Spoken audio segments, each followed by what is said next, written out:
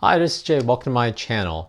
Earlier in 2021, February 17th, I started my through hike of the Arizona Trail, and I finished it April 11th. The route I took really not super detailed, but pretty good statistics of everything, and I thought I'd share all that with you today. All the stats and expenses for my 54 days out on trail. So it took me 54 days altogether to complete the Arizona Trail. It was about 788 miles. There was a variety of alternates, and towards the end, the snow caused me to take another alternate. But throughout the whole trip, I kept track of elevation gain and loss per day, miles hiked, and I had a Fitbit with me all the time.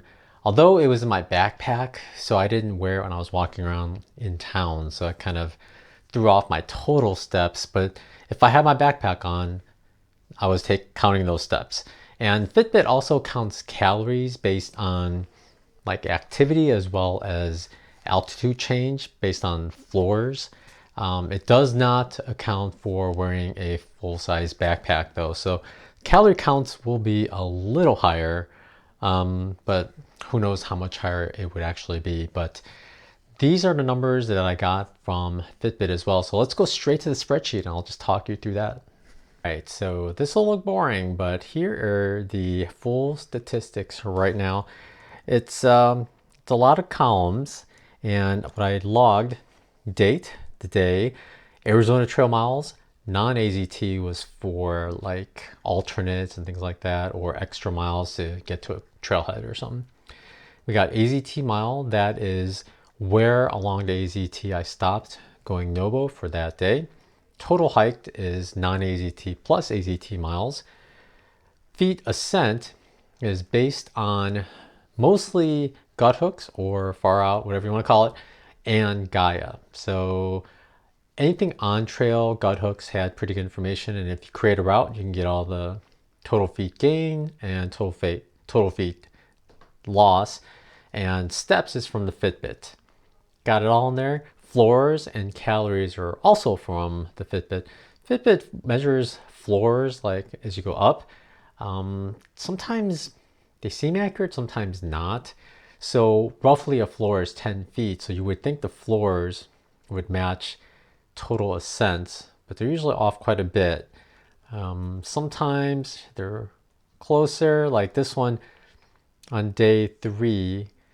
Feet ascent was 3,000 feet, but it says I climbed up 367 stairs. So not sure what's going on there. Maybe every time I squat down for a picture or something, it counts that as a step up, but we'll see. All right. So change per mile is elevation gain and loss divided by miles. So going down isn't necessarily easy all the time. It could be sometimes just as hard or slower than going up based on how technical, how slippery it is, how steep it is. So that's an important number. We'll get back to that later. Notes are just, random things. So I also counted how many nights I stayed in a tent, how many nights I stayed in motel, which is a general term for like hotel, motel, Airbnb, anything like that. Hostel, there were no hostels that I knew about on Arizona Trail, so that got nothing. And some of the places were closed because of COVID when I was on the through hike, so nothing there. Trail Angel, so I counted how many nights I stayed at Trail Angel places. I also counted zeros and Neros. Neros I counted as 10 miles or less, or anything less than 10. Some people count like up to 15, but I'd say anything less than 10 is a definite Nero. And those usually occur going to town or leaving town because you start late in the day or you get to town really early. There's several of those, and I have a tally on the bottom. So just looking at this, it doesn't really mean much, right? Kinda. We'll just skip to the bottom, and we got the totals. Total hike, 794 miles, which is about right. The total ascent, now these numbers won't matter as much because they're just super high. Steps is interesting. If I did 16,720 more, I could have gotten 2 million, but I was so close. I had no idea. And then floors, roughly 10 feet per total ascent. So it's close enough. And calories. Now, averaging it out per day, it comes to 3,500 calories a day. So with the backpack, I don't know, would you add 10%, 15%? Say if the backpack is 20% of your weight, would that burn that much more weight carrying it around? Should you add 10? I'm not sure. But I think 10 would be safe, so we might be able to go with maybe about 4,000 calories average per day. And this is including zeros though. So, and there were 5 zeros altogether, 8 Neros, all the way on the right here. Trail Angels, 7 nights. Motels, Notels, 7 nights. And 10th, 39 nights. I did not cowboy camp at all on Arizona Trail because I was afraid of rabid skunks biting me. So I stuck to my tent. Now, the interesting part, ascent per mile came to 178, descent 179, but the change per mile was 357, which is pretty high. According to Wikipedia, the AT overall has 420 per mile, PCT has 303, and if you follow the official CDT, it's 309 per mile.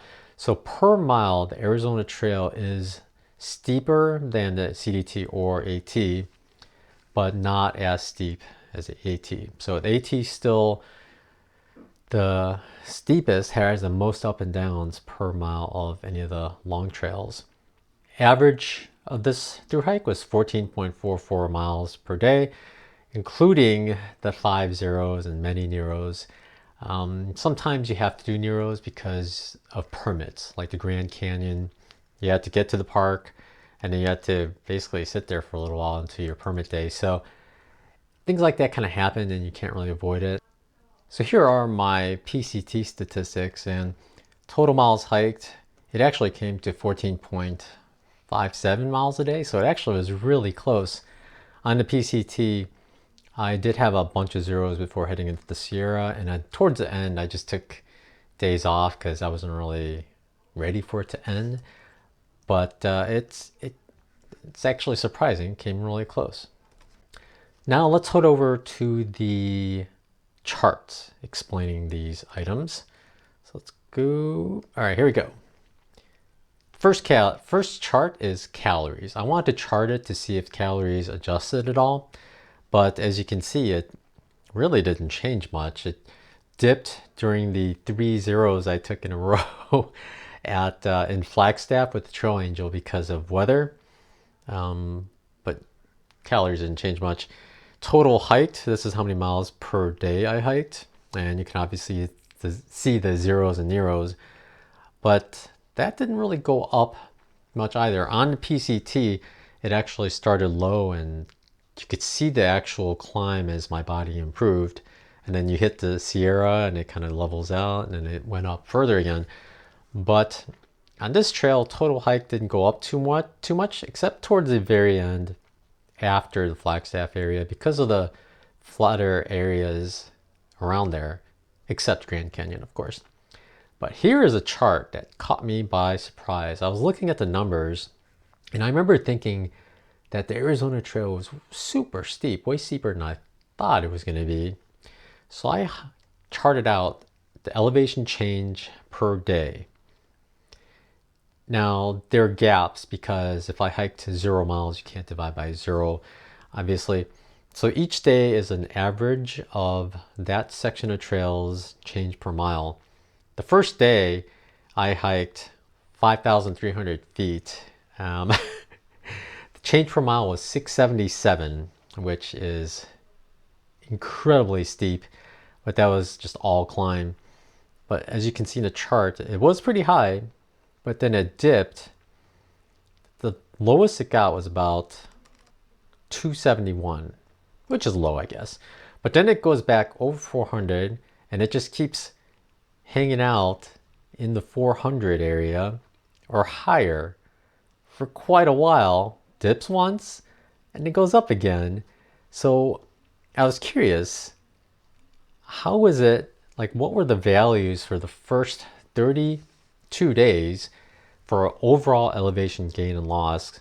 And then what was it for the last bit? Because as you can see, the elevation change dips significantly, except for 2 days because of the Grand Canyon going down and then Grand Canyon going up. But right after you go up, it's mostly flat. So it dipped again quite a bit. So, and the last bit of change at the end was because it went down a lot that day. But the first 32 days, I remember thinking that was pretty hard. I couldn't believe that the elevation change was not as hard as AT. So I looked into it. So for the total elevation change, if I removed the last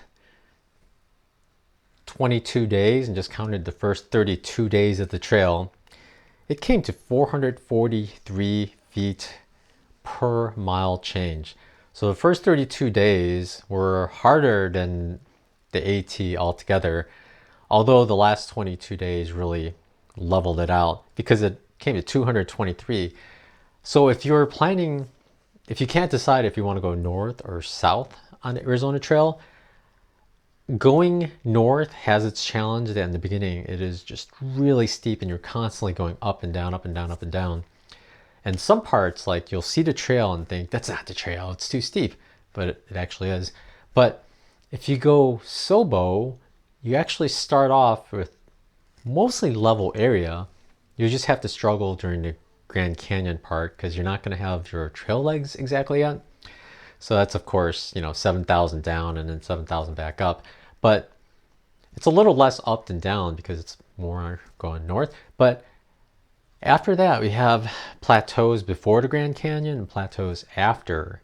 So it's pretty level and it's an easier time getting into things during the first 22 days before you get to the parts where you're going to be going up and down like crazy all the time. So it's pretty interesting, 223 feet per mile compared to 443. So it's almost double the elevation change between the first 500 miles going north and then the last 300. So it might be to your benefit to just go Sobo and do the 300, and then the 500 would still be a little hard, but it'd be easier if you got your trail legs in. Now the Fitbit information I just got off their webpage because they keep a log. I just narrowed down the days when I was hiking and just got steps. And I actually, you hover your mouse over and it gives you the exact number. And I copy pasted it, or I typed in the number for each one. So that took a while. I couldn't find an easy way to export it and then merge it into my current spreadsheet. But steps, there's nothing unusual about it. Distance, you can see towards the end, there were higher spikes for distance just because it's more level ground. And floors, there are two key parts. The second part is Grand Canyon part, of course. And that middle one was during, I forget the exact name of the location, but there was a fire closure at that time. And between the big climb in the morning and that climb later, it was, I think I got over 700 flights of stairs. Yeah, it's right there on that one. So that was quite a doozy. And then calories doesn't always match up with floors or distance. Like, was it mid-March has the highest point, but it doesn't match up with the highest distance or steps or floors. But it's a combination of everything. So, but that's how I got the Fitbit stats. Now comes the fun part, the expenses, because people always want to know how much a through hike costs. Now I pulled up the expenses based on credit card bills and how much cash I used. I tried to write down how much cash I spent on where. Usually it was based, or usually it was for Trail Angels for staying there or for rides, or anybody that gave me a ride if they accepted it. Some people don't accept the cash, but here it comes. Now, I did mail myself one resupply and I did drop off a resupply at Roosevelt Lake. So the food in there would be counted as groceries, but I did not tally that into this total. So we might have to add like 30, 40 more dollars. But here it is. Expenses. Now, I kept track of everything, like I said, and there were cash donations. The chart really shows you what's going on. The biggest spending category is accommodation at $1,040 or about $19 a day. I averaged it over 54 days, but it's quite a bit, but it also counts the hotel stay before I started. And in Oracle, there was a cheaper place that I could have stayed, but they were closed because of COVID. So I just rented out an Airbnb for 2 days and it came to like $250. Quite a lot. It was a 2-bedroom place too, so I was trying to find someone to share it with. Just nobody was in Oracle at the time, so it didn't quite work out. Now the yellow one is food. I just lumped it all as food there, but right above you can see dining out and groceries. And I did all right. On the PCT, I actually came even between dining out and groceries. Obviously, you get way more food and groceries than dining out. But I'm guessing it's because there were maybe less places that were open.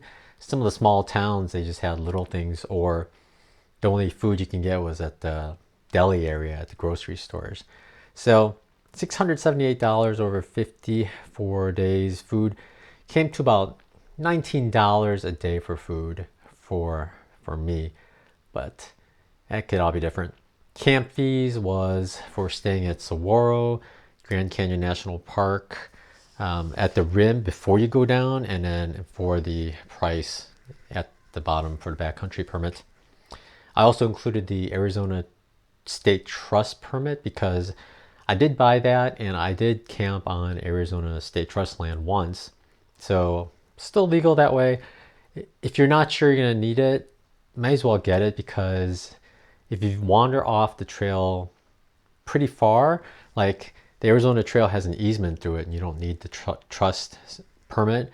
But if you go off it, you should have it because you're still using their land and the wear and tear that you put into it. So now gear wise, I spent $177.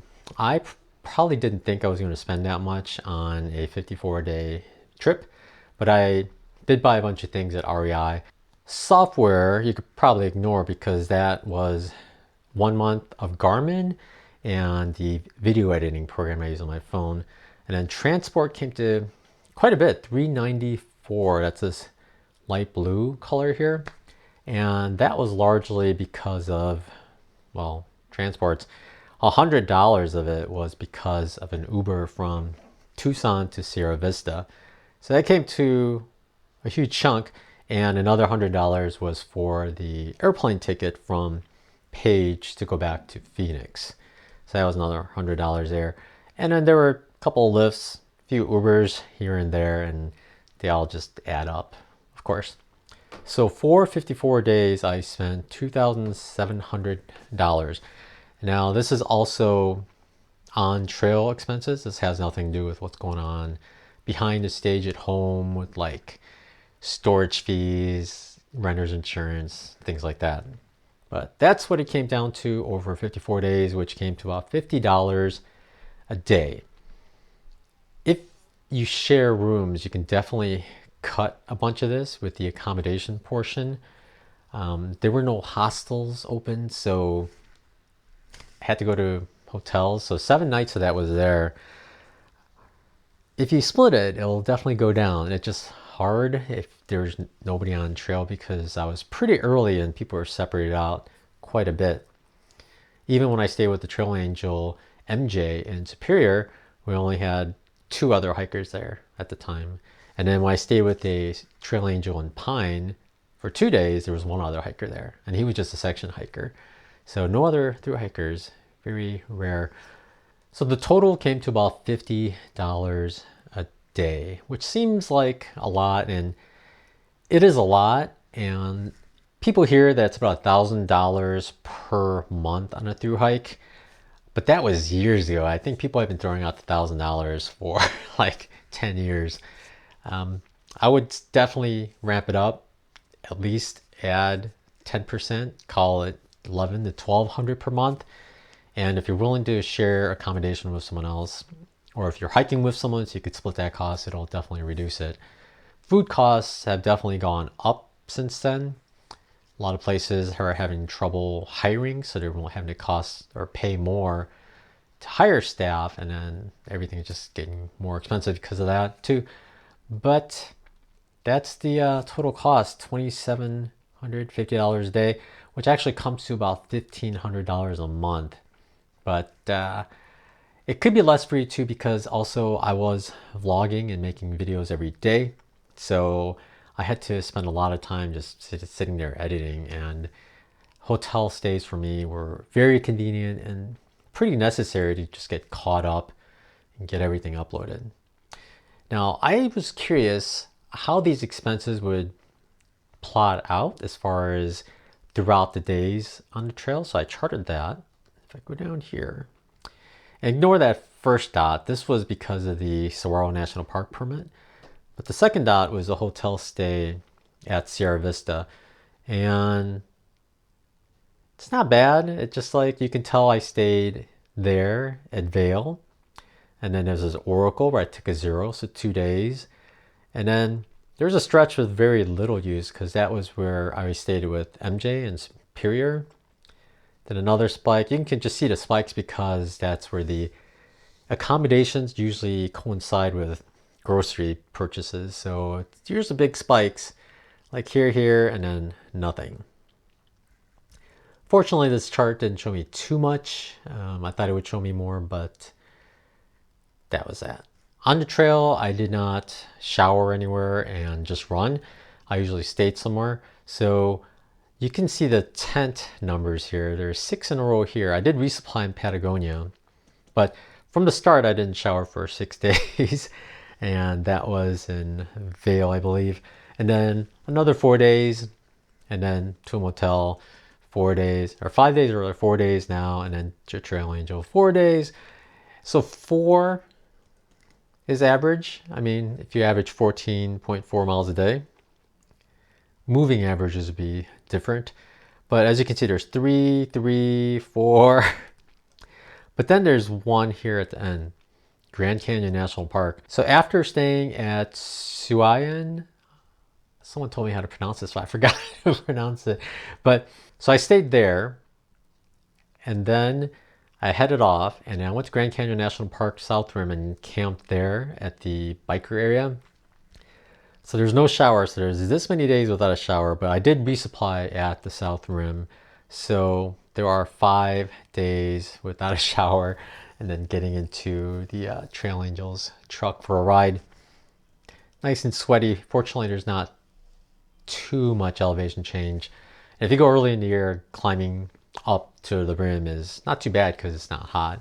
So overall, I didn't have too many long stretches without going into town to resupply or take a shower. So overall, Arizona Trail is good for resupply.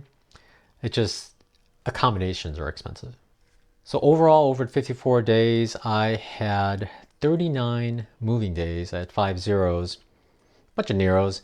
But even with the 8 Neros, which is a lot, I averaged 20.36 miles per actively hiking day, which isn't too bad.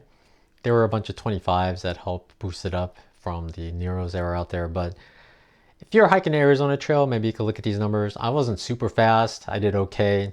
If you would like this spreadsheet, I can post it up somewhere so you can look at all the numbers. But per day, 14.44 is actually, I was happy with that, considering how difficult the first 32 days were, as well as the amount of snow I encountered throughout the whole time. Mostly at the end, I guess, but most nights were cold and most mornings were iced over tents. So there was always more to do. In the mornings, it was just, you got to pack everything up when it's freezing. But overall, I had a good time. In fact, putting together all the statistics, I went through my old videos, and it just made me remember how much fun I had on that trail. I really enjoyed that trail. If you're up for a thru hike, but you don't have the time for one of the long ones, I totally recommend doing the Arizona Trail. I thought it was beautiful. There were just enough miserable moments you complain about and laugh at, like the all the needles and cat's eyes and cacti and pointy things everywhere. It was a super fun time. Just, you know, just appreciate any water that you get, and then it'll make you appreciate it eventually. But I had such a good time. It was nice looking back in the videos. I hope that those that watch the vlogs enjoyed it as well, because I don't know. I mean, it sounds like I'm bragging about them, but I actually really enjoyed going through those videos and looking at how things were. I kind of miss them, so I'm looking forward to getting on the Appalachian Trail in 2022.